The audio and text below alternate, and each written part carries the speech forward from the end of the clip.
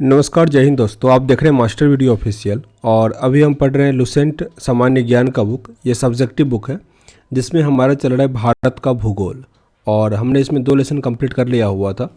अभी होगा इसमें भारत की नदियाँ, काफ़ी इंपॉर्टेंट है, ध्यान से देखिएगा। साथ ही इसका एक अलग प्लेलिस्ट है जिसमें आपको एक लाइन से मिल जाएगा, उसका भी लिंक डिस्क्रिप्शन बॉक्स में दिया गया है और जिसका भी मास्टर वीडियो कंप्लीट हो रहा है उसका भी लिंक आपको डिस्क्रिप्शन बॉक्स में मिल जाएगा। साथ ही इंस्टाग्राम और टेलीग्राम का भी लिंक है, ज़रूर विजिट कीजिएगा वहाँ पे।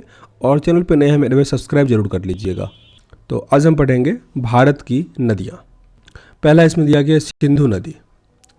सिंधु नदी का उद्गम होता है तिब्बत के मानसरोवर झील के पास से। तिब्बत के मानसरोवर झील के पास से सानो ख्याबाब हिमनद से। लेकिन आपको ये मानसरोवर याद रखना है जो कि काफ़ी इंपॉर्टेंट है, मानसरोवर झील से। और इसका मुहाना जो संगम है वो अरब सागर में जाके गिरता है। अरब सागर जैसे आप अगर ये बनाओ तो ये अब बे ऑफ बंगाल होता है और इस साइड है अरेबियन सी, तो इस साइड गिरता है ये सिंधु। 2880 किलोमीटर लंबा है ये। भारत में इसकी लंबाई 1114 किलोमीटर है, कई बार ये आता है। इसकी सहायक नदी में सतलज, चिनाब, रावी, ब्यास और झेलम है। सिंधु की सहायक नदियाँ सतलज, चिनाब, रावी, ब्यास और झेलम है। इसके बाद आता है झेलम नदी।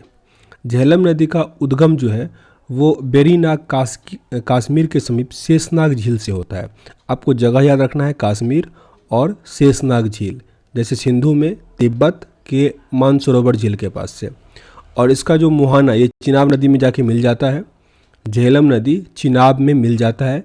नदी सिस्टम हालांकि मैंने कंप्लीट किया हुआ है, एक और इसको देख लीजिएगा, नहीं तो मैप में भी देखिएगा पता चल जाएगा। जो झेलम नदी है वो किससे मिलता है? चिनाब नदी में मिलता है। इसकी लंबाई 724 किलोमीटर है। भारत में इसका लंबाई 400 किलोमीटर है। श्रीनगर में शिकारा या बजरे चलाए जाते हैं। श्रीनगर में शिकारा या बजरे इसमें चलाया जाता है। आगे है रावी नदी। कांगड़ा जिला हिमाचल प्रदेश के रोहतांग दर्रे से ये निकलता है और ये चिनाब नदी में ये भी मिल जाता है। चिनाब नदी में इसकी लंबाई 725 किलोमीटर है। यह माधोपुर के पास मैदान में प्रवेश करता है।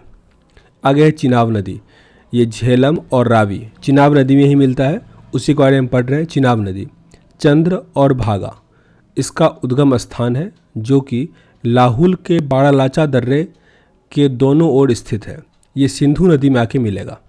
जो चिनाब नदी है वो सिंधु नदी में आके मिलता है। इसकी लंबाई 1180 किलोमीटर है। 1180 किलोमीटर। यह सिंधु की सबसे बड़ी सहायक नदी है। यह पीर पंचाल में गहरा गर्ज बनाता है एवं अखनूर के निकट मैदान में प्रवेश करता है। सिंधु की सबसे बड़ी सहायक नदी कौन सा है? ये कई बार आता है, ये हो जाएगा चिनाब नदी। सिंधु की सबसे बड़ी सहायक नदी कौन सा है? चिनाब नदी। और चंद्र और भागा जो है इसका उद्गम स्थान है। आगे आते हैं ब्यास नदी पर। ब्यास नदी ये हिमाचल प्रदेश के रोहतांग दर्रे के समीप ब्यास कुंड से 4330 मीटर की ऊंचाई पर यह निकलता है। और जो इसका मुहाना है वो कपूरथला के समीप सतलज नदी में ये मिल जाता है। सतलज नदी में मिल जाता है ब्यास नदी। और ब्यास नदी की लंबाई 470 किलोमीटर है। कुल्लू घाटी में बहती हुई धौलाधर पर्वत को पार करके ये पंजाब के मैदान में पहुंचती है। इसके आगे है सतलज नदी। सतलज नदी तिब्बत के मानसरोवर झील के पास स्थित राकसताल से निकलता है। सतलज कहाँ से निकलता है? राकसताल, जो कि तिब्बत के मानसरोवर से मतलब वहाँ पे है। और इसकी ऊंचाई 4555 मीटर है जहाँ से ये निकलता है। और ये मिलता है किसमें? ब्यास नदी में। ब्यास नदी हरि के पतन में। और इसकी जो लंबाई है वो 1500 किलोमीटर है, जिसमें भारत में ये 1050 किलोमीटर लंबा है। शिवालिक पर्वत श्रृंखला को काटती हुई यह पंजाब में प्रवेश करती है। इसके आगे आता है गंगा, भारत की सबसे बड़ी नदी गंगा, जिसकी जो लंबाई है वो 2525 किलोमीटर। याद रखिएगा, गंगा की लंबाई 2525 है, लेकिन ऊपर पढ़े थे हम सिंधु, इसकी लंबाई कितनी थी? 2880 है। लेकिन ये पाकिस्तान में भी है और इंडिया में भी है। इंडिया में इसकी लंबाई 1114 है। तो प्रश्न जो आता है वो रहता है कि भारत की सबसे लंबी नदी, तो भारत में सबसे लंबा कौन सा है? गंगा है, 2525 किलोमीटर। ये गंगोत्री के पास गोमुख हिमानी, जो कि समुद्र तल से 3900 मीटर की ऊंचाई पर स्थित है। तो ये गंगोत्री के पास गोमुख हिमानी से निकलता है गंगा। और ये बंगाल की खाड़ी में संगम मुहाना है, इसका नीचे गिरता है। गंगा, भागीरथी एवं अलकनंदा नदियों का सम्मिलित नाम ही क्या है? गंगा है। गंगा जो है वो भागीरथी और अलकनंदा दोनों की मिलती है, तो वहाँ से वो गंगा मतलब बनता है। आगे है यमुना। बंदरपूछ के पश्चिमी ढाल पर स्थित यमुनोत्री हिमानी से निकलता है। यमुनोत्री हिमानी से निकलता है यमुना। गोमुख से निकलता है गंगा, ठीक ना। और यमुना जो निकलती है उसकी तल की ऊंचाई 6316 मीटर है और यह प्रयाग इलाहाबाद में जाकर गंगा नदी से मिलती है। 1375 किलोमीटर लंबा है। इसकी सहायक नदी चंबल, बेतवा तथा केन है। ये तीनों ही नदियाँ दक्षिण से यमुना में मिलती है, चंबल, बेतवा तथा केन। और जो यमुना है वो गंगा की सबसे बड़ी सहायक नदी है। आगे है चंबल। मध्य प्रदेश के मऊ के समीप स्थित जाना पौ पहाड़ी सिंगार चौड़ी चोटी, जिसकी ऊंचाई 843 मीटर है, वहाँ से निकलता है चंबल, मऊ के आसपास से। और ये इटावा से 38 किलोमीटर दूर यमुना नदी है।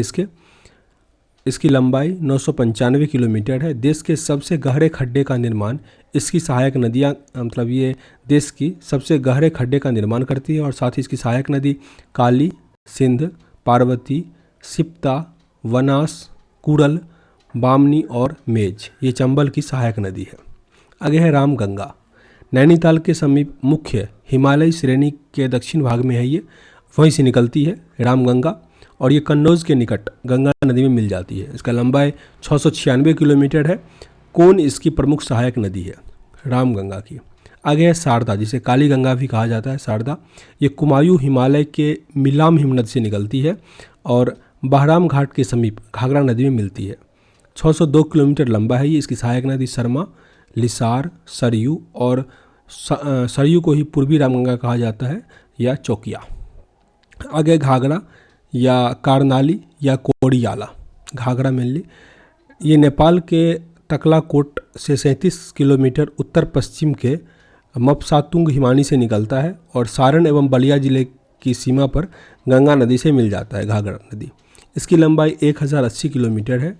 शिवालिक को पार करते हुए शीश पानी नामक 108 मीटर गहरे गड्ढे का निर्माण कर चौकिया तथा छोटे गंगा इसकी सहायक नदी है। चौकिया और छोटी गंगा जो है इसकी सहायक नदी है घाघरा का।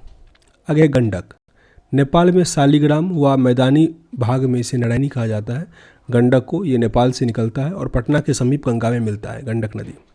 भारत में इसकी लंबाई 425 किलोमीटर है।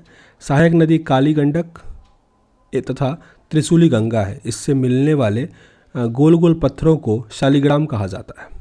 इसके आगे है कोसी नदी। ये गोसाईनाथ चोटी के उत्तर में निकलता है ये नेपाल से। कारागोला के दक्षिण पश्चिम में गंगा से मिल जाता है और ये 730 किलोमीटर लंबा है। इसकी मुख्य धारा अरुण नदी जो कि तिब्बत के पंगचू में है। सहायक नदी यारू, सुनकोसी, तामुर कोसी, इंद्रावती, लीखू, दूध कोसी, भोट कोसी, तांबा कोसी आदि इसकी सहायक नदियाँ हैं। आगे वेतवा या वेत्रवती। मध्य प्रदेश के रायसेन जिले के कुमड़ा गांव के समीप विंध्याचल पर्वत से ये निकलती है बेतवा और ये हमीरपुर के समीप यमुना नदी में मिल जाता है। इसका लंबाई 480 किलोमीटर है। ऊपरी भाग में कई झरनों का ये निर्माण कर देखिए। एक हम लिंक डाल देंगे डिस्क्रिप्शन बॉक्स में, वहाँ जो नदी सिस्टम है वो पूरा आपको मिल जाएगा एक सेपरेटली कि हिमालयन नदियाँ, गंगा नदी सिस्टम, ब्रह्मपुत्र नदी सिस्टम, जो नीचे वाला पूरा है प्रायद्वीपीय नदी, तो वो पूरा मैंने कंप्लीट किया हुआ अच्छे से, तो उसको एक बार ज़रूर देख लीजिएगा। आगे सोन। ये अमरकंटक की पहाड़ी से निकलता है और पटना के समीप गंगा से मिलता है। बहुत बार ये आता है कि सोन जो है वो गंगा में कहाँ मिलता है, तो पटना में। ये 780 किलोमीटर लंबा है और नर्मदा के समीप इसका उद्गम है। फिर आता है ब्रह्मपुत्र। तिब्बत में शाम्पू और अरुणाचल प्रदेश में इसको दिहांग कहा जाता है। तिब्बत के मानसरोवर झील से 80 किलोमीटर की दूरी पर स्थित चेम युंगडुंग हिमानी, ये ऊंचाई समुद्र तल से 5150 मीटर ऊंचा है और ये बंगाल की खाड़ी में गिरता है। 2900 किलोमीटर लंबा है, जबकि भारत में ये 916 किलोमीटर ही लंबा है। प्रमुख सहायक नदी इसका दिवांग, लोहित, कामेंग, सुबनसिरी, मानस, पुथीमारी, धनसिटी, पगलडिया, तिस्ता बांग्लादेश में इसकी सहायक नदियाँ हैं।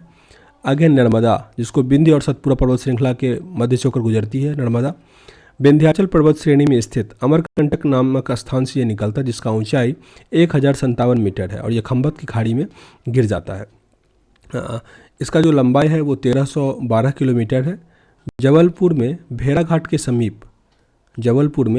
के समीप कपिलधारा धुआंधार जलप्रपात का निर्माण करती है। डेल्टा के वजह एस्चुरी बनाती है। यह विभ्रंश घाटी से होकर बहती है, जो नर्मदा है और तापी है, ये एस्चुरी बनाती है। दोनों में देखिए एस्चुरी लिखा हुआ है, जो इधर गिरता है इस साइड तो वो एस्चुरी बनाता है, इधर जो गिरता है वो क्या बनाता है, इसको क्या कहा जाता है, डेल्टा बनाता है। आगे ताप्ती। बैतूल जिला मध्य प्रदेश में मुल्ताई, जो मूल ताप्ती नगर है उसके पास से ये 722 मीटर की ऊंचाई से ये गिरता है। सूरत के निकट खंभत की खाड़ी वो अरेबियन सी में आके मिलता है और 724 किलोमीटर लंबा है। डेल्टा की वजह ये भी एस्चुरी बनाता है। पूर्णा जो है वो ताप्ती की सहायक नदी है। आगे है महानदी। छत्तीसगढ़ के रायपुर जिले में सिहावा के समीप है ये और मतलब निकलती है, साथ ही ये बंगाल की खाड़ी में मिल जाती है।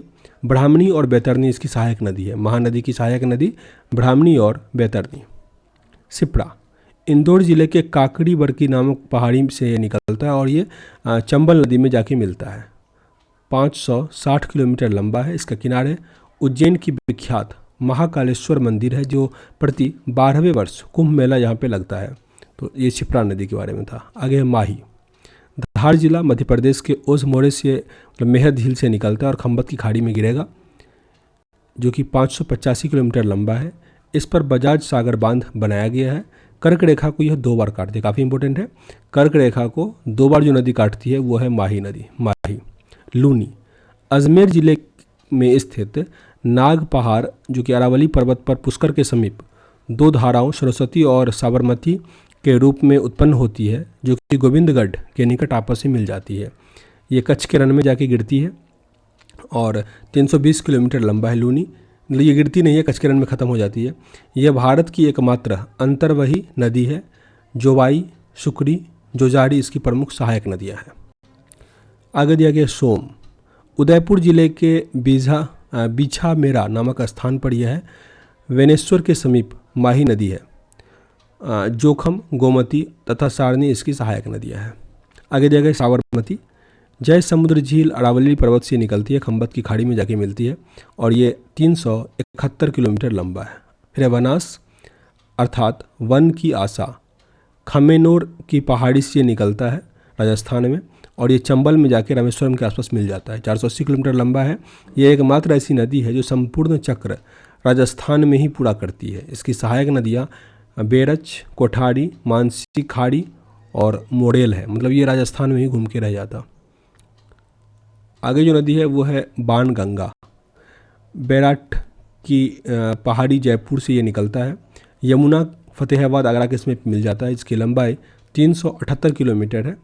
इस पर जामवारामगढ़ के पास बांध बनाकर जयपुर को पेयजल की आपूर्ति की जाती है। फिर आता है कृष्णा नदी। महाबलेश्वर के समीप पश्चिमी घाट की पहाड़ी से निकलती है, जिसकी ऊंचाई 1137 मीटर है और ये बंगाल की खाड़ी में मिल जाती है कृष्णा नदी। इसकी लंबाई 1401 किलोमीटर है। इसकी प्रमुख सहायक नदी भीमा, तुंगभद्रा, मूसी, अमरावती, कोयना, पंचगंगा, दूधगंगा, घाटप्रभा, मालप्रभा है। ये था कृष्णा नदी। आगे गोदावरी। नासिक जिले, जो कि महाराष्ट्र में है, कि त्रिम्बकम गांव की एक पहाड़ी प्रायद्वीपीय भारत की सबसे लंबी नदी और बड़ी नदी है गोदावरी और ये बंगाल की खाड़ी में आके गिरती है। 1465 किलोमीटर लंबा है, जिसे बृहदगंगा या दक्षिण भारत की गंगा भी कहा जाता है। गोदावरी की प्रमुख सहायक नदी में पेनगंगा, इंद्रावती, प्राणहिता, मंजीरा, सबरी, पूर्णा, वेनगंगा, प्रबदा और वर्धा है। याद रखिए, इसे बृहदगंगा या दक्षिण भारत की गंगा भी कहा जाता है गोदावरी को। आगे कावेरी। कर्नाटक के कुर्ग जिले में स्थित ब्रह्मगिरी पहाड़ी से निकलता है, कुर्ग जिले से। और कुर्ग जिला कहाँ पे? कर्नाटक में, ये प्रश्न आता है।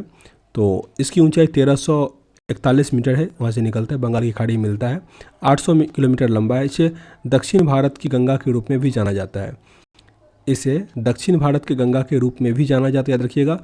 यहाँ भी है दक्षिण भारत की गंगा, पर गोदावरी ही अधिक एग्जाम में आता है, तो याद रखिएगा उसको। अगर वो ऑप्शन में नहीं होता तो कावेरी। शिव समुद्रम जलप्रपात तथा श्रीरंगपट्टनम एवं सिम समुद्रम द्वीपों में उपस्थित इसका महत्व बढ़ा देते हैं। इसकी सहायक नदियाँ बाए, हेमावती, सिमसा, अर्कावती, दाएं काविनी, भवानी, नोय्यल, अमरावती। आगे तुंगभद्रा। कर्नाटक के पश्चिमी घाट पहाड़ के कृष्णमूल चोटी के तुंग तथा समीप के कंडूर से भद्रा नदी उद्गम होती है और ये कृष्णा नदी में आके मिलती है, जो कि 331 किलोमीटर लंबी है तुंगभद्रा। इसकी सहायक नदी में कुमुदवती, वर्धा, मगारी एवं हिंद है। आगे है पेन्नार। नंदीदुर्ग श्रेणी की चेन्ना केवास पहाड़ी कर्नाटक से निकलता है और ये बंगाल की खाड़ी में मिलता है। 597 किलोमीटर लंबा है। इसकी सहायक नदियाँ पापहनी तथा चित्रावती है। दक्षिण टोंस कैमूर पहाड़ी में स्थित तामस कुंड जलाशय से है ये, और ये सिरसा के समीप गंगा नदी से में मिलती है। 265 किलोमीटर लंबा है और इस पर बिहार प्रपात स्थित है दक्षिण टोंस पर। आगे पेरियार। ये नदी केरल में प्रवाहित होती है, पेरियार। उमियम ये मेघालय में है, ये एक छोटी नदी है उमियम।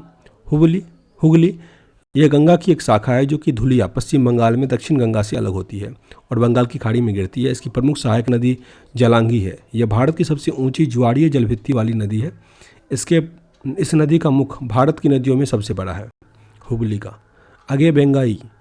कंडन मणिक्यूर पश्चिमी घाट में है, मदुरई के समीप तमिलनाडु में, और बंगाल की खाड़ी में ये गिरता है। 288 किलोमीटर है। इसकी सहायक नदियाँ कुमम, बरसानाड, सिरिलियार, तेवियार, बड़ा और मंगलार है। जो भी लंबा यहाँ पे दिया गया स्टार लगा हुआ था, ये जो है वो NCERT बुक से लिया गया है, क्लास 11 के बुक से, तो ऑथेंटिक है, सही है। अब यहाँ पे नदी के बारे में कुछ और दिया गया, उसको पढ़ते हैं। उत्तराखंड के उत्तरकाशी जिले में 3900 मीटर की ऊंचाई पर गौमुख के निकट गंगोत्री हिमानी गंगा का उद्गम स्रोत है, जिसे भागीरथी कहते हैं। भागीरथी। अलकनंदा का उद्गम स्रोत बद्रीनाथ के ऊपर सतोपथ हिमानी, जिसे अलकापुरी हिमनद भी कहते हैं, अलकनंदा, धौली तथा विष्णु गंगा धाराओं से मिलकर बनता है, जो कि जोशीमठ या विष्णु प्रयाग में मिलता है। अलकनंदा की एक अन्य सहायक नदी है पिंडार, जो इससे कर्ण प्रयाग में मिलती है। आगे यहाँ पे एक बॉक्स में काफ़ी अच्छे से लिखा गया रहता है, यहाँ पे देखिए। धौली गंगा और विष्णु गंगा के संगम को विष्णु प्रयाग कहते हैं। अलकनंदा और पिंडार के संगम को कर्ण प्रयाग, अलकनंदा और मंदाकिनी के संगम को रुद्र प्रयाग, अलकनंदा और भागीरथी के संगम को देव प्रयाग। रिपीट करते हैं। धौली और विष्णु विष्णु प्रयाग, अलकनंदा और पिंडार कर्ण प्रयाग, अलकनंदा और मंदाकिनी रुद्र प्रयाग, अलकनंदा और मंदाकिनी रुद्र प्रयाग, अलकनंदा और भागीरथी देव प्रयाग। अब लिखा है अलकनंदा में महासिर नाम की मछली होती है, जिसका निवास नदी के निचले हिस्से में होता है, किंतु अंडा देने के लिए ऊपर आती है। महासिर नामक मछली। अलकनंदा और महानदी या काली गंगा के संगम को रुद्रप्रयाग कहते हैं, पढ़े हैं रुद्रप्रयाग। अलकनंदा और मंदाकिनी के संगम को, मंदाकिनी को ही काली गंगा भी कहा जाता है, इसे कहते हैं रुद्रप्रयाग। गंगा नदी का नाम गंगा देव प्रयाग के बाद पड़ता है, जहाँ अलकनंदा और भागीरथी आपस में मिलती है। गंगा हरिद्वार के निकट मैदानी भाग में प्रवेश करती है, जहाँ से पहले दक्षिण की ओर और फिर दक्षिण पूर्व की ओर बहने लगती है। गंगा नदी बांग्लादेश में पद्मा के नाम से जानी जाती है। ब्रह्मपुत्र नदी बांग्लादेश में जमुना के नाम से बहती है और पवना के पूर्व गोलुंडा घाट के पास पद्मा से मिलती है और इसकी सम्मिलित धारा को पद्मा कहते हैं। आगे बहती हुई जब यह नदी चांदपुर के उत्तर पहुंचती है तो मेघना इससे आकर मिलती है और यह मेघना के नाम से बहती हुई कई जल वितरिकाओं में बटकर समुद्र में मिल जाती है। मेघना की सहायक बराक नदी, जिसका उद्गम मणिपुर के माउंट जानपो पहाड़ी से होता है। आगे ब्रह्मपुत्र नदी, जिसको यारगुल जंगबो नदी चेमयुंगडुंग हिमानी से निकलती है। यह हिमानी मानसरोवर झील के दक्षिण पूर्व में लगभग 80 किलोमीटर की दूरी पर स्थित है। तिब्बत में इसे सांगपो और अरुणाचल प्रदेश में दिहांग, असम में ब्रह्मपुत्र इसे कहा जाता है। यह एक पूर्ववर्ती नदी है, जिसका मुख्य सहायक नदी दिवांग, कामेंग, लोहित, सवनसिटी, भरेली, मानस, धनसिरो, रोदांग, पंगलडिया, कोपिली है। चंबल राजस्थान की एकमात्र ऐसी नदी है जो साल भर बहती है। चंबल यह 84गढ़ यानी चित्तौड़ के पास राजस्थान में प्रवेश करती है। इस नदी पर भेसरोडगढ़ चित्तौड़ के पास ही प्रख्यात चुलिया जलप्रपात है। चुलिया जलप्रपात चंबल नदी पर। सिंधु नदी भारत में केवल जम्मू व कश्मीर से होकर बहती है। भारत और पाकिस्तान सिंधु नदी जल समझौता जो है वो 1960 के अनुसार भारत इस नदी का जो है वो प्रक्रम यानी सिंधु नदी और इसकी सहायक नदी झेलम एवं चिनाब का संपूर्ण जल का 20% ही उपयोग करेगा। ये था जो सिंधु जल समझौता था पाकिस्तान के साथ 1960 में।